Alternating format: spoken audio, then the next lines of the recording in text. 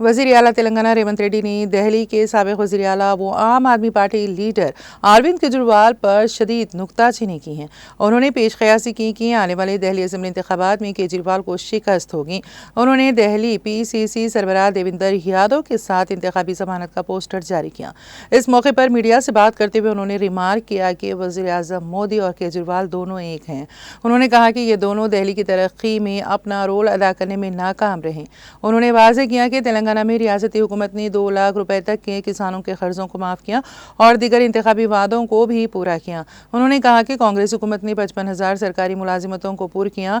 रेवंत रेड्डी ने दहली में कांग्रेस के बरसर इख्तिदार आने पर 500 रुपए में गैस सिलेंडर, मुफ्त राशन किट और हर घर के लिए 300 यूनिट बिजली की फराहमी का वादा किया।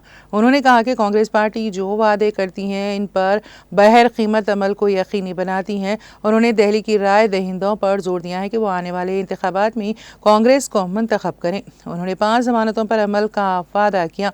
साथ ही रेवंत रेड्डी ने 3 मरतबा बरसर इख्तिदार आने के बावजूद दहली के अवाम की तर्ज ज़िंदगी में बेहतरी के लिए कुछ भी ना कर पाने पर मोदी और केजरीवाल पर तनकीद की।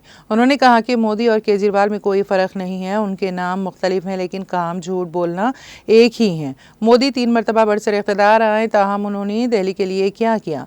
आज दहली रहने के लिए मौजू नहीं है।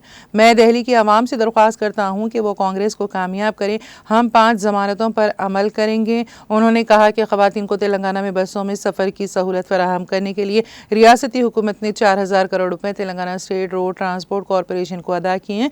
उन्होंने कहा कि रियासत में 200 यूनिट तक मुफ्त बिजली सप्लाई की जा रही है और 500 रुपए में गैस सिलेंडर दिया जा रहा। 200 यूनिट तक मुफ्त बिजली से 50 लाख ख़ानदानों को फ़ायदा पहुँचा है।